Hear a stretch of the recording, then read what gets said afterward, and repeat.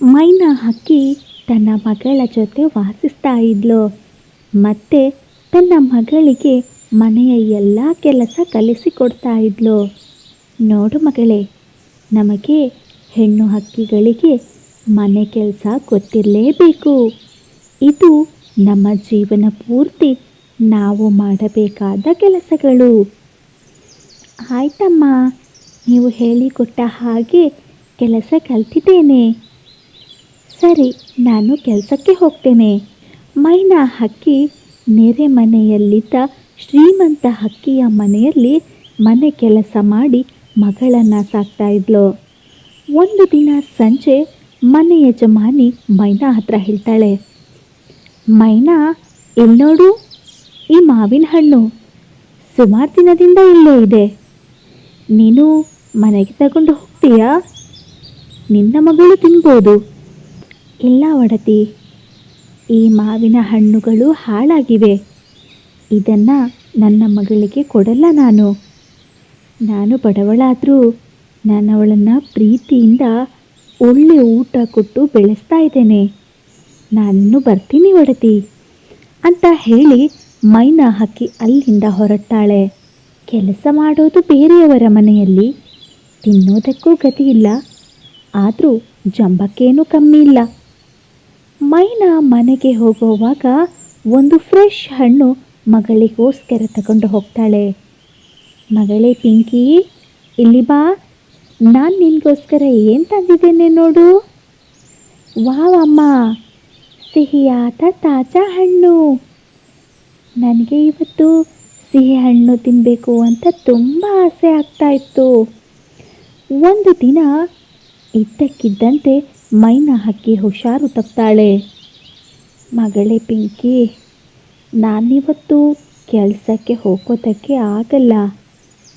ನೀನು ಒಡತಿಗೆ ಹೋಗಿ 2-3 ದಿನ ಕೆಲಸಕ್ಕೆ ಬರಲ್ಲ ಅಂತ ಹೇಳಿ ಬರ್ತೀಯಾ?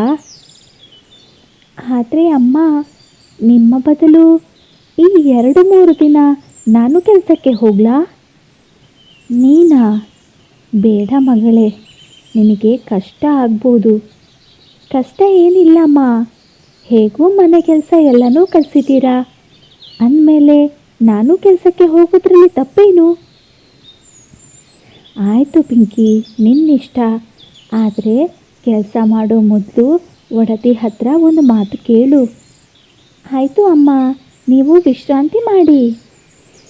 ಪಿಂಕಿ ನೆರೆ ಮನೆಯ ಮನೆ ಕೆಲಸಕ್ಕೆ ಅಮ್ಮನ ಬದಲಿಗೆ ಹೋಗ್ತಾಳೆ. ಒಡತಿ, ನಾನು ಪಿಂಕಿ ಅಂತ, ನಿಮ್ಮ ಮನೆ ಕೆಲಸದ ಮೈನಾಳ ಮಗಳು. ಇವತ್ತು ಅಮ್ಮ ಮನೆ ಕೆಲಸಕ್ಕೆ ಬರಲ್ಲ, ಅಮ್ಮನಿಗೆ ಹುಷಾರಿಲ್ಲ. ಅದಕ್ಕೆ ಇವತ್ತು ಅಮ್ಮನ ಬದಲಿಗೆ ನಾನು ಕೆಲಸ ಮಾಡ್ಬೋದಾ? ನಿನಗೆ ಮನೆ ಕೆಲಸ ಎಲ್ಲ ಬರುತ್ತಾ? ಹಾಂ, ಚೆನ್ನಾಗಿ ಬರುತ್ತೆ. ಅಮ್ಮ ಎಲ್ಲನೂ ಕಲಿಸಿದ್ದಾರೆ. ಸರಿ ಆಯಿತು, ಕೆಲಸ ಮಾಡು. ನಿನ್ನ ಕೆಲಸ ನೋಡಿ ಆಮೇಲೆ ಮಾತಾಡ್ತೇನೆ. ಪಿಂಕಿ ನೆಲ ಗುಡಿಸ್ತಾಳೆ. ಅಮ್ಮ, ಇದ್ಯಾರು? ಮನೆ ಕೆಲಸಕ್ಕೆ ಹೊಸಬರು ಬಂದಿದ್ದಾರೆ? ಇಲ್ಲ ಚುಚ್ಚು, ಇವಳು ನಮ್ಮ ಮನೆ ಕೆಲಸದವಳ ಮೈನಳ ಮಗಳು ಪಿಂಕಿ ಅಂತ. ಅಮ್ಮನಿಗೆ ಹುಷಾರಿಲ್ಲ ಅಂತೆ, ಅದಕ್ಕೆ ಅವಳ ಬದಲಿಗೆ ಬಂದಿದ್ದಾಳೆ. ಇವಳಿಗೆ ಎಲ್ಲ ಕೆಲಸ ಬರುತ್ತಾ? ಬರುತ್ತೆ ಅಂದಿದ್ದಾಳೆ. ಕೆಲಸ ನೀಟಾಗಿ ಮಾಡ್ತಾ ಇದ್ದಾಳೆ. ನೋಡು ಚುಚ್ಚು, ನಾನು ಮಾರ್ಕೆಟ್ಗೆ ಹೋಗಿ ಬರ್ತೇನೆ. ನೀನು ಇವಳ ಕೆಲಸನ ನೋಡು, ಹೇಗೆ ಮಾಡ್ತಾಳೆ ಅಂತ. ಮನೆಯಲ್ಲೇ ಇದ್ದು ಬಿಡು. ಪಿಂಕಿ ಗುಡಿಸ್ತಾ ಇರುವಾಗ ಜುಜ್ಜು ಹತ್ತಿರ ಬರ್ತಾನೆ. ನೀವು ಇಷ್ಟು ಸಣ್ಣ ವಯಸ್ಸಿನಲ್ಲಿ ಎಲ್ಲ ಕೆಲಸ ಕಲ್ತಿದ್ದೀರಾ? ಹಾಂ, ಅಮ್ಮ ಹೇಳ್ತಾರೆ, ನಾವು ಹೆಣ್ಣು ಹಕ್ಕಿಗಳು ಕಲಿತ ಕೆಲಸ ಜೀವನದಲ್ಲಿ ಕೆಲಸಕ್ಕೆ ಬರ್ತದೆ ಅಂತ. ಅಂದ ಹಾಗೆ ನೀವ್ಯಾರು? ನನ್ನ ಹೆಸರು ಜುಜ್ಜು ಅಂತ. ನಾನು ನಿಮ್ಮ ಒಡತಿಯ ಮಗ. ಹಾಂ, ನಾನಿವಾಗ ನನ್ನ ಕೆಲಸ ಮುಂದುವರಿಸ್ಲಾ? ಹಾಂ, ಮಾಡಿ. ಪಿಂಕಿ ತನ್ನ ಕೆಲಸ ಮಾಡ್ತಾ ಇದ್ಲು. ಜುಜ್ಜು ಅವಳು ಮಾಡೋ ಕೆಲಸಗಳನ್ನೇ ನೋಡ್ತಾ ಇದ್ದ. ಸಂಜೆಗೆ ಪಿಂಕಿ ತನ್ನ ಮನೆಗೆ ವಾಪಸ್ಸಾಗ್ತಾಳೆ. ಅಮ್ಮ, ಇವತ್ತು ಒಡತಿ ನನ್ನ ಕೆಲಸ ನೋಡಿ ಮೆಚ್ಚಿಕೊಂಡ್ರು. ಮತ್ತೆ 2-3 ದಿನ ನಿನ್ನ ಬದಲಿಗೆ ನನ್ನನ್ನು ಕೆಲಸಕ್ಕೆ ಬರೋದಕ್ಕೆ ಹೇಳಿದರು.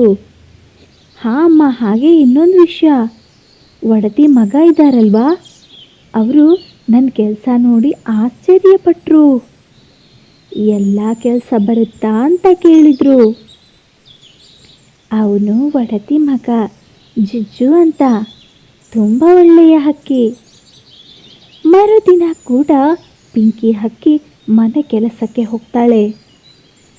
ನೋಡು ಜಿಜ್ಜು, ನಾನು ಹೊರಗಡೆ ಹೋಗ್ತೇನೆ, ಸ್ವಲ್ಪ ಕೆಲಸ ಇದೆ ನನಗೆ. ಒಡತಿ ಹೊರ ಹೋಗ್ತಾಳೆ.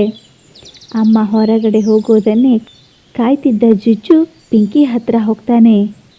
ಪಿಂಕಿ, ಪಿಂಕಿ, ನಾನು ನಿನ್ನ ಹತ್ರ ಮಾತನಾಡಬೇಕು. ಹೇಳಿ, ಏನಾದರೂ ಬೇಕಿತ್ತಾ? ಹಾಂ ಬೇಕಿತ್ತು. ನಾನು ನಿಮ್ಮ ಹತ್ರ ಮಾತನಾಡಬೇಕು. ಹೇಳಿ ಹೇಳಿ, ಏನು ಮಾತನಾಡಬೇಕು? ನನಗೆ ನೀವು ತುಂಬ ಇಷ್ಟ ಆಗಿಬಿಟ್ಟಿದ್ದೀರಿ. ನಾನು ನಿಮ್ಮನ್ನು ಮದುವೆ ಆಗಬೇಕು ಅಂತ ಇದ್ದೀನಿ. ಆ ಮಾತು ಕೇಳಿ ಪಿಂಕಿಗೆ ಶಾಕ್ ಆಗುತ್ತೆ. ಮತ್ತೆ ಅವಳು ಹೇಳ್ತಾಳೆ, ನಿಮಗೆ ಗೊತ್ತಿಲ್ವಾ ನಾನು ನಿಮ್ಮ ಮನೆ ಕೆಲಸದವಳ ಮಗಳು ಅಂತ? ಆದರೆ ಏನಾಯಿತು, ನಾನು ಅಮ್ಮನ ಹತ್ರ ಮಾತಾಡ್ತೇನೆ. ನೀವು ಹೇಳಿ, ನಿಮಗೆ ನಾನಿಷ್ಟನಾ? ಪಿಂಕಿಗೆ ಏನು ಹೇಳೋದಕ್ಕೆ ತೋಚದೆ ಅವಳು ಅಲ್ಲಿಂದ ಕೂಡಲೇ ಮನೆ ಕಡೆ ಹಾರಾಡ್ತಾಳೆ. ಜಿಜ್ಜು ಕೂಡ ಅವಳ ಹಿಂದೆನೇ ಹಾರಾಡ್ತಾನೆ. ಪಿಂಕಿ, ಪಿಂಕಿ, ನಿಲ್ಲಿ ಅಂತ ಕರಿತಾನೆ. ಛೇ, ನಾನು ಇಷ್ಟು ಬೇಗ ಪ್ರಪೋಸ್ ಮಾಡಬಾರ್ದಿತ್ತು. ಏನೇ ಆಗಲಿ ಅಮ್ಮನ ಹತ್ರ ಮಾತಾಡ್ತೇನೆ. ಜಿಜ್ಜು ವಾಪಸ್ ಮನೆಗೆ ಹೋಗ್ತಾನೆ. ಇದೆಲ್ಲವನ್ನ ಕವಿ ನೋಡ್ತಾ ಇದ್ಲು. ಓ, ಹೀಗ ವಿಷಯ.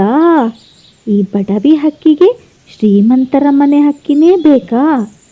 ಕವಿ ಕೂಡಲೇ ಜಿಜ್ಜುನ ಅಮ್ಮ ಇದ್ದಲ್ಲಿಗೆ ಹೋಗ್ತಾಳೆ. ನೋಡಿ, ನಿಮ್ಮ ಮನೆ ಕೆಲಸದವಳ ಮಗಳು ನಿಮ್ಮ ಮಗನನ್ನು ಬುಟ್ಟಿಗೆ ಹಾಕೊಂಡಿದ್ದಾಳೆ. ಈ ಬಡವರ ಕೆಲಸನೇ ಇಂಥದ್ದು. ಅವಳನ್ನು ಮನೆ ಕೆಲಸದಿಂದ ತೆಗೆದು ಬಿಡಿ. ಆಯಿತು ಕವಿ, ನಾನು ನೋಡ್ಕೊಳ್ತೇನೆ. ತುಂಬ ಥ್ಯಾಂಕ್ಸ್ ಈ ವಿಷಯ ಹೇಳಿದ್ದಕ್ಕೆ. ಬೇಗ ಮನೆಗೆ ಬಂದ ಪಿಂಕಿನ ನೋಡಿ ಅಮ್ಮ ಮೈನಾ ಕೇಳ್ತಾಳೆ, ಏನ್ ಪಿಂಕಿ, ಇಷ್ಟು ಬೇಗ ಬಂದಿದ್ದೀಯಾ? ಅಮ್ಮ, ಒಡತಿ ಮಗ ಜುಜು ಇದ್ದಾರಲ್ವಾ, ಅವರು ನನಗೆ ಪ್ರಪೋಸ್ ಮಾಡಿದ್ದಾರೆ ಅಮ್ಮ. ಆ ಮಾತು ಕೇಳಿ ಮೈನಾಗೆ ಶಾಕ್ ಆಯಿತು. ಬೇಡ ಪಿಂಕಿ, ಅವರು ಶ್ರೀಮಂತರು, ನಾವು ಅವರ ಮನೆ ಕೆಲಸದವರು. ನಾಳೆಯಿಂದ ನಾನೇ ಕೆಲಸಕ್ಕೆ ಹೋಗ್ತೇನೆ, ನೀನು ಮನೆಯಲ್ಲೇ ಇರು. ಅಮ್ಮ, ನಾನು ಮೈನಾ ಆಂಟಿ ಮಗಳನ್ನು ಮದುವೆ ಆಗಬೇಕು ಅಂತ ಇದ್ದೀನಿ. ಆದರೆ ಅವಳು ನಮ್ಮ ಮನೆ ಕೆಲಸದವಳ ಮಗಳು, ಗೊತ್ತಿದೆ ತಾನೇ ಜುಜ್ಜು? ಗೊತ್ತಿದೆ ಅಮ್ಮ. ನನ್ನನ್ನು ಮದುವೆ ಆದ ನಂತರ ಅವಳು ಈ ಮನೆ ಯಜಮಾನಿ ಆಗ್ತಾಳೆ. ಆವಾಗ ಕೆಲಸದವಳು ಹೇಗೆ ಆಗ್ತಾಳೆ? ಸರಿ, ನನಗೆ ಯೋಚನೆ ಮಾಡೋದಕ್ಕೆ ಸಮಯ ಕೊಡು. ಮರುದಿನ ಮೈನಾ ಮನೆ ಕೆಲಸಕ್ಕೆ ಹೋಗ್ತಾಳೆ. ಅವಳು ತನ್ನಷ್ಟಕ್ಕೆ ತಾನೇ ಕೆಲಸ ಮಾಡ್ತಾ ಇದ್ಲು. ಮನೆಯಲ್ಲಿ ಯಾರು ಏನು ಆ ವಿಷಯವಾಗಿ ಮೈನಾಳ ಹತ್ರ ಮಾತನಾಡಿರೋದಿಲ್ಲ. ಸಂಜೆ ಹೊತ್ತಿಗೆ ಮೈನಾ ವಾಪಸ್ ಮನೆಗೆ ಹೋಗ್ತಾಳೆ. ಪಿಂಕಿ ಅಮ್ಮ ಬರೋದನ್ನೇ ಕಾಯ್ತಾ ಇದ್ಲು. ಅಮ್ಮ ಏನಾದರೂ ವಿಷಯ ಹೇಳ್ತಾಳೆ ಅಂತ. ಆದರೆ ಅಮ್ಮ ಏನೂ ಹೇಳಿಲ್ಲ. ಪಿಂಕಿ ಮೆಲ್ಲನೆ ಅಮ್ಮನ ಹತ್ರಕ್ಕೆ ಬರ್ತಾಳೆ. ಅಮ್ಮ, ಇವತ್ತು ಮನೆ ಒಡತಿ ಏನೂ ಹೇಳಿಲ್ವಾ? ಏನು ಹೇಳಬೇಕಿತ್ತು ಪಿಂಕಿ? ಅಷ್ಟೊತ್ತಿಗೆ ಮನೆ ಬಾಗಿಲು ಸದ್ದಾಯಿತು.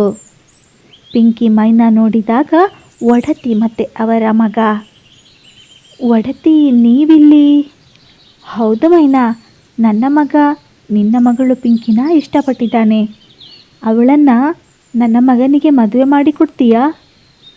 ಅಲ್ಲ ಒಡತಿ, ಅದು ನಾವು ನಿಮ್ಮ ಮನೆ ಕೆಲಸದವರು. ಆದರೆ ಏನಾಯಿತು? ನಿನ್ನ ಮಗಳು ನನ್ನ ಮನೆ ಸೊಸೆ ಆದರೆ ಅವಳು ಆ ಮನೆ ಯಜಮಾನಿ ಆಗ್ತಾರೆ. ಕೆಲಸಕ್ಕೆ ಬೇರೆ ಯಾರನ್ನಾದರೂ ಇಟ್ಕೊಂಡ್ರೆ ಆಯಿತು. ಬೇಡ ಆಂಟಿ, ನಮ್ಮ ಮನೆ ಕೆಲಸನ ನಾವೇ ಮಾಡಿಕೊಳ್ಬೇಕು. ನನಗೆ ನನ್ನಮ್ಮ ಎಲ್ಲ ಕೆಲಸ ಹೇಳಿಕೊಟ್ಟಿದ್ದಾರೆ. ಮದುವೆ ಆದ ನಂತರ ನಾನು ಆ ಮನೆ ಯಜಮಾನಿ ಆಗ್ತೀನಿ ಅಂದರೆ ಅದು ನನ್ನದೇ ಮನೆ ಅಲ್ವಾ? ಅಂದ ಮೇಲೆ ಮನೆಯ ಎಲ್ಲ ಕೆಲಸ ನನ್ನ ಜವಾಬ್ದಾರಿ. ಅವಳ ಮಾತು ಕೇಳಿ ಜುಜ್ಜು ಮತ್ತು ಒಡತಿಗೆ ತುಂಬ ಖುಷಿಯಾಗ್ತದೆ. ಸ್ನೇಹಿತರೆ, ಈ ಕಥೆಯಿಂದ ಏನು ತಿಳಿದು ಬರ್ತದೆ ಅಂದರೆ, ಶ್ರೀಮಂತಿಕೆ ಬಡತನ ಅನ್ನೋದು ಯಾವುದು ಶಾಶ್ವತ ಅಲ್ಲ. ಮಾನವೀಯತೆ ಅನ್ನೋದು ಮಾತ್ರ ಶಾಶ್ವತ. ನೆಮ್ಮದಿಯಿಂದ ಪ್ರೀತಿಯಿಂದ ಜೀವನ ಸಾಗಿಸೋದು ಮುಖ್ಯ.